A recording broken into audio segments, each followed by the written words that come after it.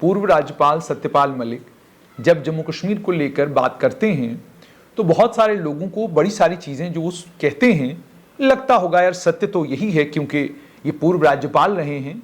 इनसे ज़्यादा किसको मालूम होगा कि 5 अगस्त 2019 को जो कुछ हुआ उसके लिए जम्मू कश्मीर में जो तैयारी हो रही थी उसकी सारी जानकारी सत्यपाल मलिक को थी या नहीं थी? ऐसा कैसे हो सकता है उनको जानकारी ना हो? संभव ही नहीं है, पॉसिबल ही नहीं है, मुमकिन ही नहीं है। लोग जरूर ऐसी बात करेंगे।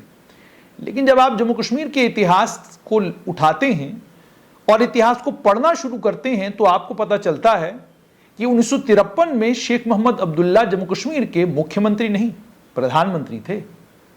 और प्रधानमंत्री भी नहीं जानते थे, वो गुलमर्ग में थे और उनके दरवाजे पर एक दस्तक होती है, दरवाजा खोलते हैं तो प्रधानमंत्री को गिरफ्तार करने के लिए बाहर पुलिस खड़ी है और प्रधानमंत्री गिरफ्तार हो जाते हैं।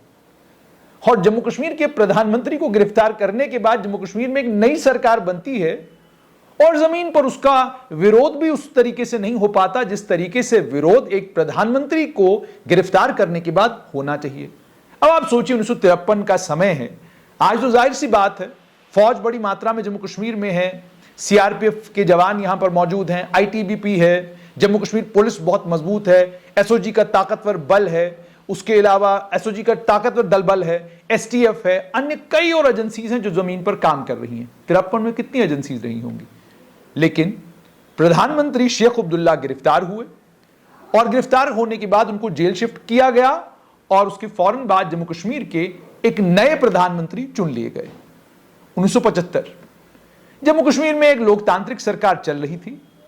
अचानक उस समय की देश की प्रधानमंत्री इंदिरा गांधी और शेख मोहम्मद अब्दुल्ला जो जेल में थे उनके बीच में एक अकॉर्ड होता है। शेख मोहम्मद अब्दुल्ला को एमएलसी बनाकर जम्मू कश्मीर के लोकतंत्र का हिस्सा बनाया जाता है और वो मुख्यमंत्री बन जाते हैं। और उसके बाद थोड़ी देर के लिए वो सरकार चलती है, फिर सरकार गिरती है और 1977 में चुनाव होते हैं। शेख मोहम्मद अब्दुल्ला दोबारा से मुख्यमंत्री बनकर जम्मू कश्मीर में वापस सत्ता में आते। 1983 बनना चाहिए था डॉक्टर फारूक अब्दुल्ला को नेशनल कॉन्फ्रेंस के नेता के तौर पर जम्मू कश्मीर का मुख्यमंत्री, लेकिन जीएम शाह जम्मू कश्मीर के मुख्यमंत्री बन जाते हैं। और सिर्फ इतना ही नहीं, 1999-90 की बात कीजिए, डॉक्टर फारूक अब्दुल्ला जम्मू कश्मीर के मुख्यमंत्री हैं, जगमोहन को जम्मू कश्मीर का राज्यपाल बनाकर भेजा जाता है, डॉक्टर फारूक अब्दुल्ला इस्तीफा देते हैं, एक लोकतांत्रिक सरकार का मुख्यमंत्री इस्तीफा देकर जम्मू कश्मीर छोड़कर चला जाता है और 1996 में 2/3 बहुमत के साथ डॉक्टर फारूक अब्दुल्ला वापस आते हैं। 1999 में पीडीपी बनती है और 16 एमएलए के साथ 2002 में पीडीपी जम्मू कश्मीर में सरकार बनाती है कांग्रेस के साथ और उन्हीं का मुख्यमंत्री रहता है पहले 3 साल। 2019 में पीडीपी नेशनल कॉन्फ्रेंस, दोनों को यूं समझिए कि मत प्रतिशत को अगर देखा जाए और मैंडेट को देखा जाए लगभग एक जैसा मैंडेट था। कांग्रेस चाहती तो सरकार बनाती, मुख्यमंत्री 6 साल तक उनका रहता, लेकिन ऐसा नहीं होता। सरकार नेशनल कॉन्फ्रेंस के साथ मिलकर बनती है। और 2014 पीडीपी कैंपेन करती है पूरे समय कि अगर आपको जम्मू कश्मीर को बीजेपी से बचाना है, बीजेपी को रोकना है तो पीडीपी को वोट दीजिए। पीडीपी इसी नाम पर वोट लेती है और उसके बाद मुफ्ती मोहम्मद सैयद साउथ पोल और नॉर्थ पोल को मिलाते हैं और जम्मू कश्मीर में पीडीपी बीजेपी की सरकार बनती है। और सिर्फ इतना ही नहीं, उसके बाद अचानक जून 2018 में अचानक यह होता है कि बीजेपी तय करती है कि जी हमने अब आगे पीडीपी के साथ नहीं चलना, सरकार से समर्थन वापस लेती है। नवंबर 2018 तक जम्मू कश्मीर में कोई सरकार नहीं बनती, असेंबली भंग हो जाती है और 5 अगस्त 2019 को जम्मू कश्मीर को 2 केंद्र शासित प्रदेशों में रीऑर्गेनाइज कर दिया जाता है। अब इसी कालखंड को अगर आप देखेंगे और इसी इतिहास पर अगर आप नजर दौड़ाएंगे तो आपको 2 बातें समझ में आ जाएंगी। नंबर 1, जम्मू कश्मीर एक स्ट्रैटेजिक इंपॉर्टेंस वाला केंद्र शासित प्रदेश है और इससे पहले भी स्ट्रैटेजिक इंपॉर्टेंस वाला केंद्र शासित प्रदेश रहा है। एक तरफ चाइना, एक तरफ पाकिस्तान, वो देश जिन 2 देशों के साथ जंगें भी हो चुकी हैं और आज भी पाकिस्तान और चाइना जम्मू कश्मीर के अलग अलग, अब लद्दाख चूंकि यूनियन टेरिटरी अलग बन गई है लेकिन आज भी चाइना जो है कुछ न कुछ हरकत वहां पर करता रहता है। पाकिस्तान आज भी जम्मू कश्मीर में आतंकी भेज रहा है, ये सब कुछ हो रहा है।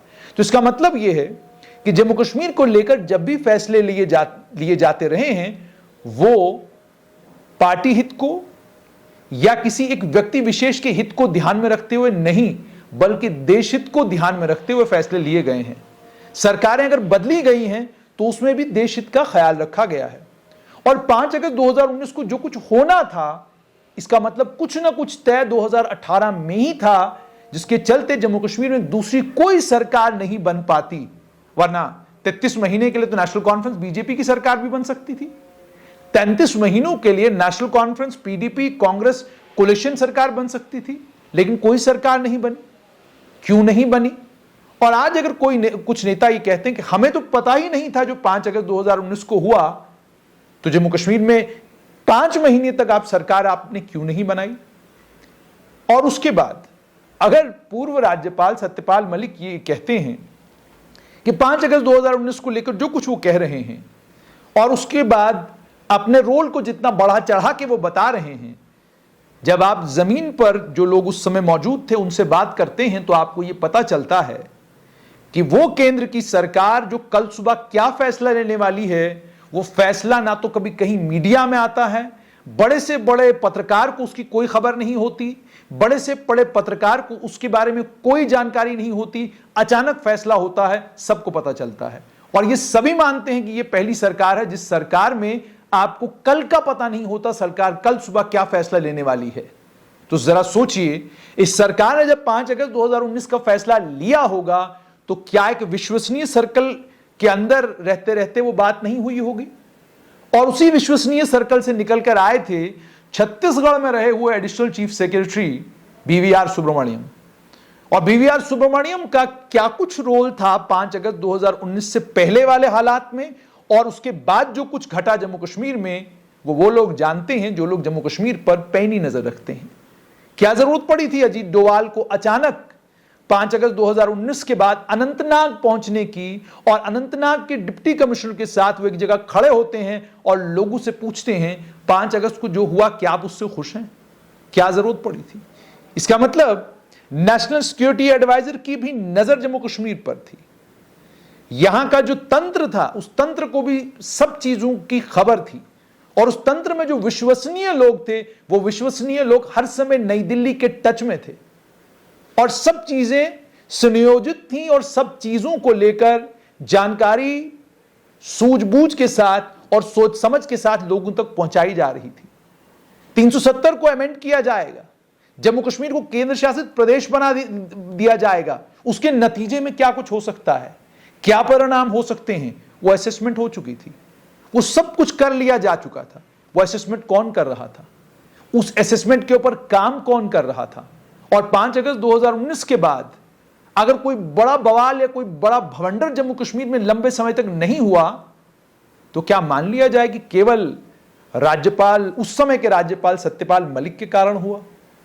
इसका मतलब पर्दे के पीछे बहुत सारे एक्टर थे, जो एक्टर ये काम कर रहे थे और देशहित और जो फैसला केंद्र सरकार लेने जा रही थी उस फैसले को जमीन पर उतारा जाए, और उतारने के बाद उस फैसले के कारण जम्मू कश्मीर में कोई बड़ा भवंडर ना हो, अंतरराष्ट्रीय लेवल पर कोई बड़ी एम्बेरसमेंट ना हो, उसको इंश्योर करने के लिए जमीन पर बहुत सारा काम पहले से हो चुका था।